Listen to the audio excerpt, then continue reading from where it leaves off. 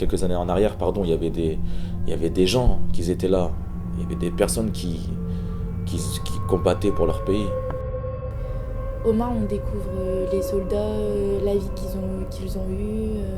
Moi, je sais que il y a 100 ans, enfin, il y avait des gens de mon âge qui étaient sur le front. Enfin, on est jeunes, du coup, on n'a pas vécu tout ça et grâce à ça, on voit tout ce qu'ils ont vécu et à quel point c'était dur. Ce qui s'est passé avant, c'était vraiment grave. Les conditions de vie pour les soldats étaient la misère. Et je me dis que quand même, moi, j'y arriverai pas, tout ce qu'ils ont dû endurer et tout, ça a dû être très difficile pour eux. Faut pas oublier tout ça, car il y a des personnes qui se sont battues pour notre pays. Et ils ont fait tout ça pour la France en fait, pour sauver la France. Pourquoi c'est important? Parce que dans 10 ans, voire dans 15 ans, il n'y aura plus la même génération.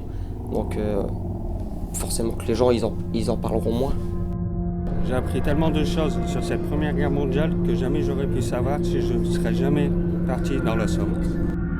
C'est important de faire ce devoir de mémoire pour ces jeunes parce que l'histoire se répète dans le monde, dans différentes civilisations et il faut faire notre possible pour que ces guerres et ces exactions soient totalement éradiquées de la surface de la planète.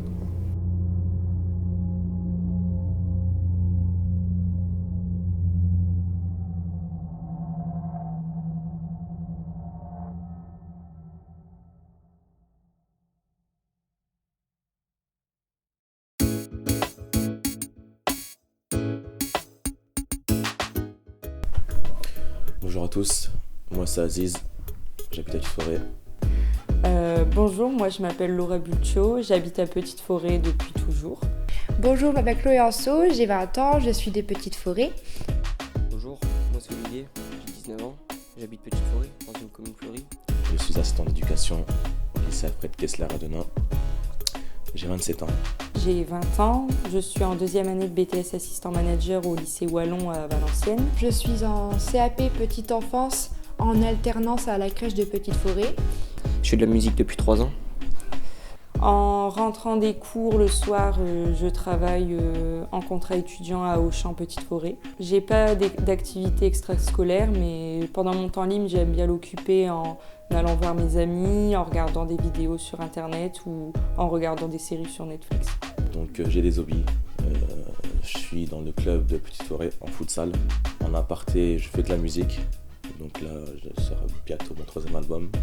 Je suis bien investie dans la ville car j'ai passé mon BAFA citoyen avec la mairie de Petite-Forêt où j'ai pu faire plusieurs choses dans la ville comme le parcours du cœur, les aider, tout ça. Et j'ai un projet, c'est d'écrire, faire une musique sur le thème de la guerre que je présenterai sur le film.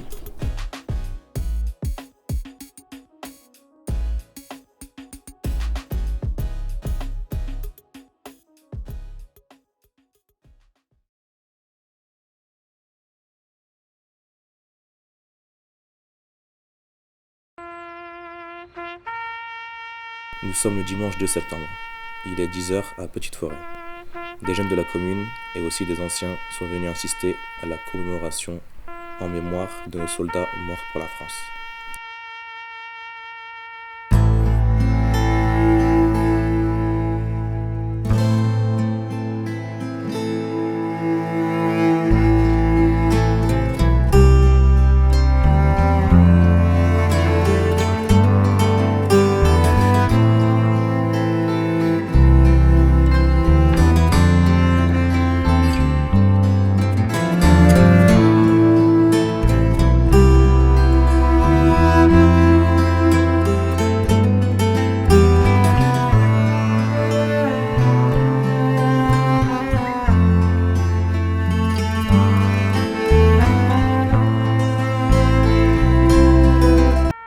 Une minute de silence a été respectée.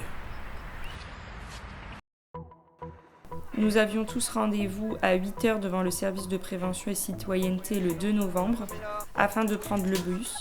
Il y avait Olivier, Nicolas, Sullivan, Sébastien, Léandre, Mathilde,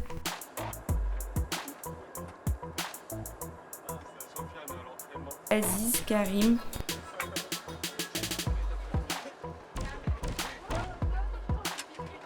les deux Chloé et les deux élus, Monsieur Pomerol et Madame Gambert, Pamela, Mustapha et Philippe.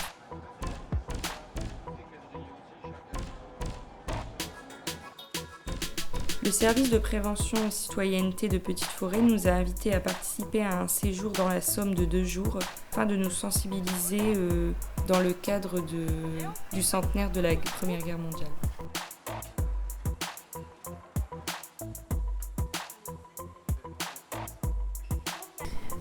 Je suis là parce que Mousse m'a proposé de venir à ce week-end et je trouvais ça intéressant parce que ça pourrait m'aider aussi pour le bac. Je pouvais apprendre plus de choses pour compléter le bac du coup, pour compléter mes connaissances. Et je voulais aussi m'intéresser parce que dans le Nord on n'a pas des musées comme ça. Du coup là on pouvait vraiment avoir plein de connaissances, découvrir plein de choses.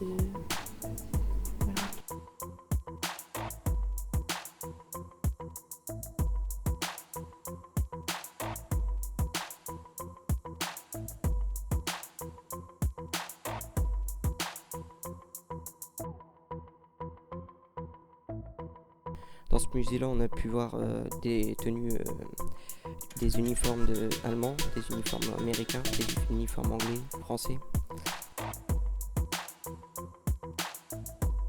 J'ai découvert de nombreux objets qui ne sont pas cités dans les livres. Donc ça complète un peu mes lacunes. J'ai pu voir de nombreuses armes qui m'ont énormément impressionné.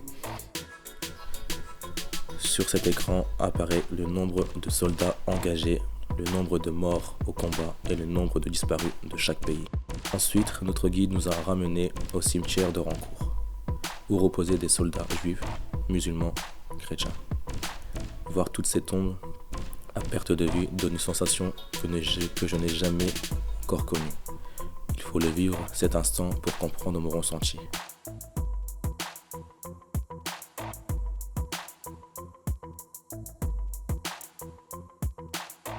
Durant cette journée, nous avons pu visiter plusieurs musées sur la Première Guerre mondiale, ainsi que des cimetières historiques où là, on peut voir le nom de toutes les personnes s'étant battues pour la France durant la Première Guerre mondiale.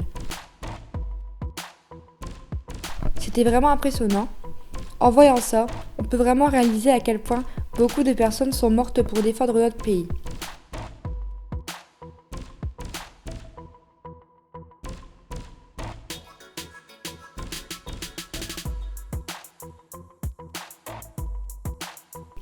Dans ce musée, on peut voir beaucoup de fresques sur les murs montrant leur combat, où sur la plupart des murs il y a du faux sang, pour rappeler à quel point c'était violent et à quel point ils se sont battus pour nous et ont fait preuve de courage sans ne jamais rien lâcher.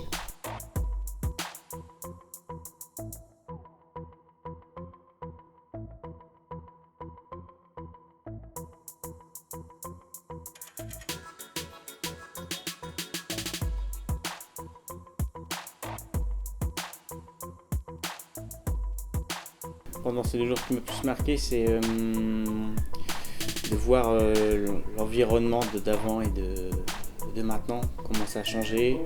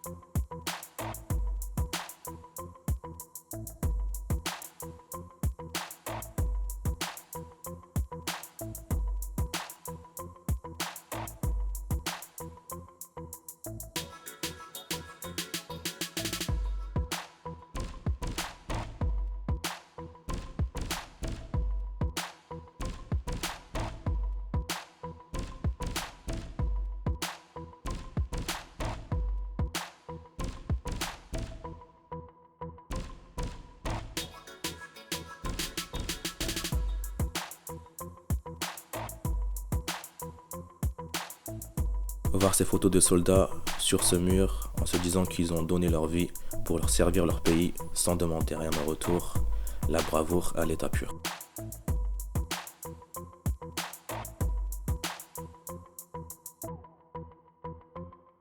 À ce moment-là, Philippe était en train de m'expliquer le mémorial qui mesure 32 mètres.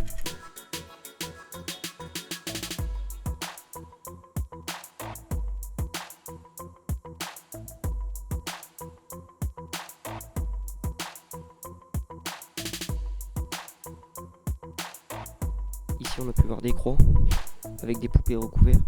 La poupée recouverte, ce qui signifie le soldat tué, la croix avec le nombre de morts dessus et la date. Donc tous les jours, il y avait des morts, des milliers. Le mémorial franco-britannique de Thiepval était un grand édifice où il y avait inscrit plusieurs prénoms de combattants britanniques. Ce monument était impressionnant de par sa grandeur et aussi de tous les prénoms qui y étaient inscrits. Je pense qu'il y en avait plus de 2000.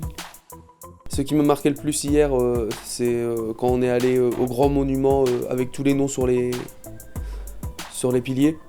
Je me suis dit qu'il y en avait quand même une paire et que chacun avait son histoire. Et que c'était quand même dingue de voir tous ces gens sans connaître leur histoire. Il y avait juste un nom et puis c'est tout.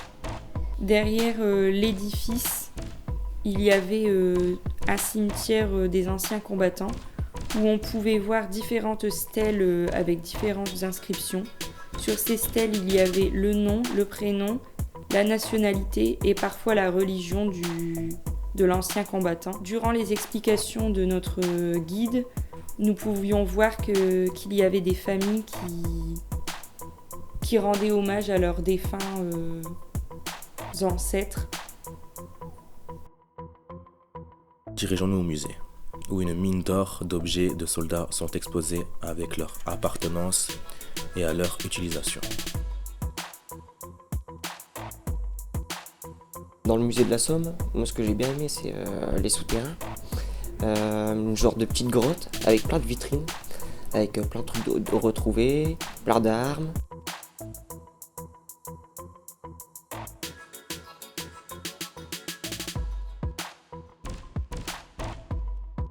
On en a vu plein les yeux. Nous étions émerveillés par tout ce matériel qui ont servi à une époque pas très lointaine.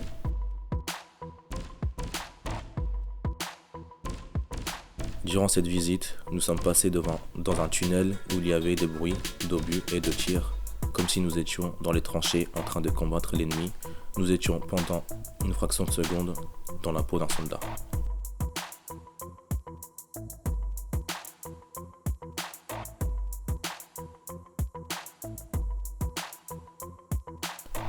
Des lettres ont été retrouvées où des soldats expliquèrent leur quotidien, l'avancée des combats, à leur famille qui était loin d'eux. Les mots étaient si forts, émouvantes et touchantes à la fois.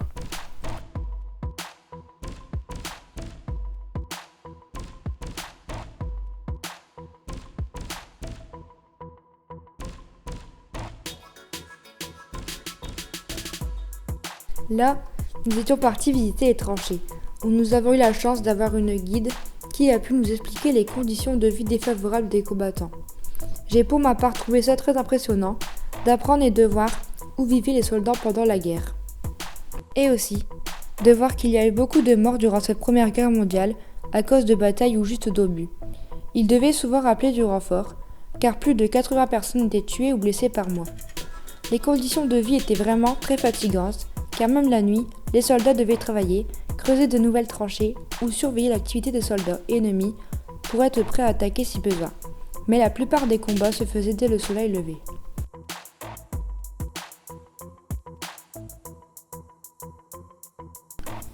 C'est vraiment incroyable de savoir tout ça. La vie dans les tranchées, comment ils ont vécu ça et tout. Je remercie aussi de Philippe, Mustapha et aussi la mairie d'avoir investi pour nous les jeunes de savoir cette histoire. J'ai beaucoup apprécié ce voyage, car même s'il y a eu plusieurs temps tristes, il y avait aussi une bonne joie de vivre dans l'équipe et une très bonne ambiance.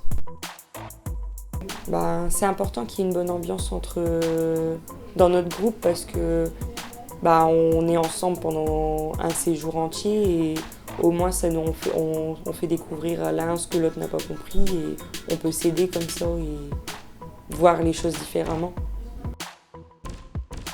Avec les groupes, ça se passe super bien. Il y a quelqu'un aussi qui m'a appris des choses. Sébastien, il m'a appris plein de trucs instructifs.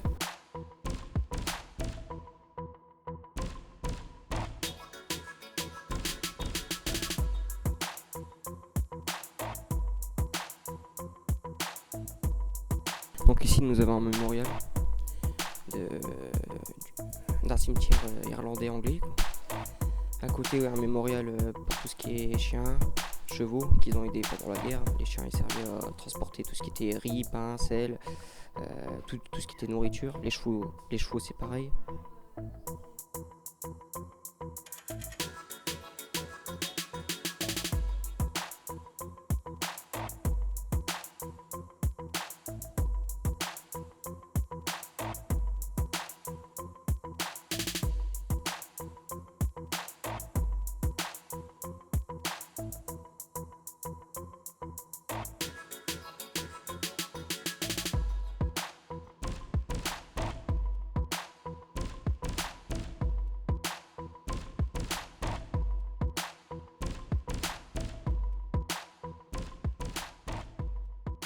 La guerre a laissé des traces, comme on peut le constater par ce trou immense créé par un obus ennemi.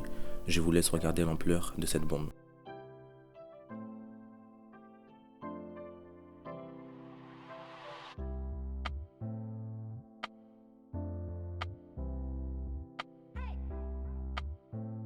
De la verdure à perte de vue qui auparavant était un champ de bataille rempli de soldats qui se battaient corps et âme pour récupérer quelques centimètres de terrain. Sur chaque plancher, on peut voir une plaque. Ces plaques étaient le nom de chaque soldat retrouvé mort sur ce terrain et ils étaient nombreux à laisser leur vie.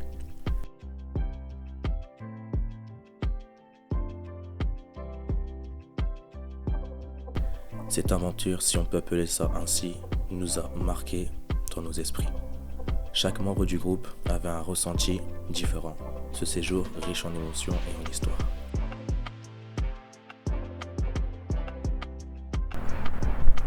C'est vraiment impressionnant le nombre de morts qu'il y a pu avoir pendant la Première Guerre mondiale.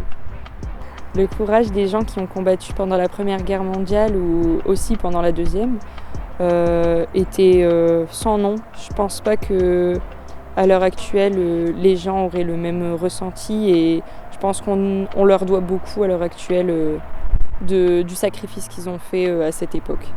Je tenais à remercier tous ces gens morts pour la France, car c'est grâce à eux, entre guillemets, aujourd'hui qu'on vit bien, qu'on vit dans une société où il n'y a plus de conflits, entre guillemets, car ils se sont battus pour la France, ils se sont battus pour nous, pour l'avenir. Donc l'avenir c'est nous et la génération future aussi qui va arriver. Donc ne pas oublier tout ce qu'ils ont fait pour nous. Et à nous de passer le message aussi à la génération future.